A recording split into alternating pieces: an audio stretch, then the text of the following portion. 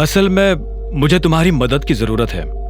अनन्या किसी प्रॉब्लम में फंसी हुई है और तुम ही उसे निकाल सकते हो। मैं ये भी नहीं चाहता हूं कि अनन्या और उसके परिवार को पता चले कि मैं कौन हूं। तो मैं उन्हें कह दूंगा कि मैंने अपनी मैनेजर की पोजीशन अकरम को मनाने के लिए कॉम्प्रोमाइज किया है और साथ ही उनसे कहा है कि वो चाहे तो कुछ वक्त तक मुझे कम सैलरी भी दे सकते हैं। क्या बात है, बहुत बढ़िया। इससे तुम्हारा काम भी हो जाएगा और पहचान भी छुपी रहेगी।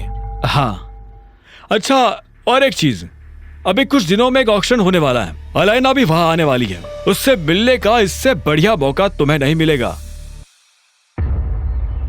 अकरम से बात करने के बाद अभिनव सो चुका था। अगली सुबह कब आई उसे पता ही नहीं चला। जब वो नौकरों के कमरे से बाहर निकल कर आया तो उसकी नजर सीधी अनन्या से मिली। अनन्या, नाश्ता रेडी है। इतने में शर्मिला की आवाज आई। अनन्या की नजर अभिनव से मिली, लेकिन वो उसे बिना कोई इशारा दिए वहां से निकल गई। अभिनव अपनी जगह पर खड़ा का खड़ा रह गया था। तभी उसे एक भारी सी आवाज सुनाई दी। तुम्हें क्या अलग से निमंत्रण देना पड़ेगा? यह आवाज और किसी की नहीं बल्कि हरदेव पाल सिंह की थी। वो नाश्ता करने के लिए पहले ही टेबल पर आकर बैठ गए थे। अभिनव हिचकते हुए उनकी तरफ बढ़ा और बोला, गुड मॉर्निंग। आजकल तुम्हें मॉर्निंग्स कुछ ज्यादा ही गुड नहीं लगने लगी है? इससे पहले इतने अच्छे बिस्तर पर सोए नहीं क्या? शर्मिला ने ब्रेड पर मक्खन लगाते हुए कहा। हरदेव ने अभिनव को बैठने का इशारा किया और अभिनव अनन्या के बगल वाली कुर्सी खींचकर उस पर बैठ गया। नाश्ते के लिए थैंक यू, अभिनव ने दिल से कहा। अनन्या, कल रात अभिनव कहाँ सोया था? इतने में हरदेव ने अनन्या की तरफ देखते हुए पूछा। अनन्या इस सवाल को सुनकर सकपका गई, लेकिन उसने अपना सिर नीचे रखा और कंधे उचकाते हुए बोली, मुझे नहीं पता। हरदेव ने आगे कहा, अनन्या, जो 2 कंपनीज तुम्हारे अंडर चल रही है उन्हें मैं सनी को दे रहा हूं। तुम अब आगे सिर्फ वही कंपनी संभालोगी जो तुम्हें विरासत में मिली थी, उसके अलावा कुछ नहीं। इतना कहकर हरदेव पाल सिंह ने पानी पिया, अपनी जगह से उठे और निकल गए। अनन्या की आंखें आंसुओं से भर आई थी। शर्मिला को भी गुस्सा आया और उसने उबलते हुए कहा, नहीं, वो इस तरह से मेरी बेटी से सब कुछ नहीं छीन सकते। वो मेरी बेटी के साथ इस जैसे आदमी से शादी कराने की जबरदस्ती नहीं कर सकते। मेरी बच्ची, बेचारी मेरी बच्ची का क्या होगा? इस फक्कड़ के साथ रहकर वो क्या खाएगी, कैसे रहेगी? अभिनव जानता था कि शर्मिला बहुत बड़ा चढ़ाकर बोल रही है। उसने धीरे से कहा, मैं उसका और अपना दोनों का ध्यान रख सकता हूं। मैंने अकरम सर से भी बात की है, वो तुम्हारी मदद करने के लिए तैयार है। बदले में उन्होंने मुझसे कहा कि मुझे मैनेजर की पोस्ट छोड़नी पड़ेगी। झूठ मत बोलो अभिनव, शर्मिला ने तुरंत कहा। एक सेकंड शर्मिला, अभिनव, तुम्हारा मतलब है कि तुम्हें अकरम की कंपनी में नौकरी मिल गई थी?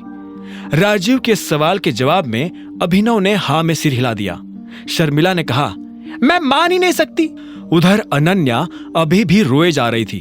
उसने अपने आंसू पोंछे और धीरे से शर्मिला को बोली, अभिनव के पापा अकरम सर के ड्राइवर थे। हालांकि अनन्या को यह कहते हुए भी डाउट था कि अभिनव उसकी मदद कर पाता या नहीं। इस खबर को सुनकर राजू और शर्मिला हैरान हो गए और एक साथ बोले, अकरम इस लड़के को जानते हैं? अकरम इस लड़के को जानते हैं? अनन्या ने हाँ में सिर हिला दिया। वो दोनों खुले मुंह के साथ अभिनव को देख रहे थे। उसने अभिनव से कोई बात नहीं की और अपनी गाड़ी लेकर निकल गई। इधर अभिनव को भी देर हो रही थी, उसे रियूनियन के लिए जाना था। जैसे ही अभिनव होटल के दरवाजे पर पहुंचा तो उसने देखा कि हरीश कामिनी नाम के एक लड़के के साथ बाहर आ रहा था। कामिनी कॉलेज में उन लड़कियों की लीडर हुआ करती थी जो अभिनव और उसके जैसे बाकी लोगों को बुली करते थे। जैसे उसकी नजर अभिनव से मिली तो उसने कहा, ओह, देखो तो कौन आया है, अभिनव। हेलो, अभिनव ने कहा। कामिनी ऊपर से नीचे तक उसके सूट को देख रही थी। इतने में हरीश ने कहा, बहुत बढ़िया सूट पहना हुआ है। मुझे तो लगा था कि तुम आओगे ही नहीं, क्योंकि डिलीवरी वालों का टाइम फिक्स नहीं होता ना, उन्हें कभी भी डिलीवरी के लिए बुला लेते हैं।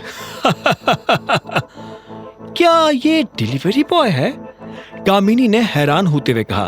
तुम्हें नहीं पता था? नहीं यार, मैं तो अमेरिका में थी ना, तो मुझे कैसे पता होता। तो अभिनव, तुम क्या यहाँ अपना काम डिच करके आए हो? नहीं, मैं अब डिलीवरी बॉय नहीं हूं, मैं एक ऑफिस में जॉब करता हूं। यह सुनते ही हरीश जोर जोर से हंसने लगा और बोला, अरे हाँ, इसने तो अनन्या सिंह को फंसाकर उससे शादी की है ना, अब अपनी बीवी के ऑफिस में काम कर रहा होगा। ये कहते ही कामिनी और हरीश जोर जोर से हंसने लगे। अभिनव को उन दोनों की शक्ल देख गुस्सा आ रहा था। उधर जब अभिनव को गुस्सा आ रहा था तब इधर वही हट्टा कट्टा सा आदमी हाथ में सिगार लिए अपने सेक्रेटरी के पास खड़ा था। उस आदमी ने पूछा, टाइगर दिखता कैसा है, कुछ पता चला? हम वही पता करने की कोशिश कर रहे हैं सर। मुझे 1 हफ्ते में उसकी सारी डिटेल्स चाहिए। हमारे जासूस से कहो कि जरा जल्दी काम करना शुरू करे। इतना कहकर उस आदमी ने सिगार का कश लिया और खिड़की से बाहर धुआं उड़ा दिया। आगे की कहानी जानने के लिए देखें अगला एपिसोड सिर्फ पॉकेट एफएम के यूट्यूब चैनल पर, और द रिटर्न ऑफ टाइगर के सारे एपिसोड्स को सुनने के लिए डिस्क्रिप्शन में दी लिंक से डाउनलोड करें पॉकेट एफएम ऐप।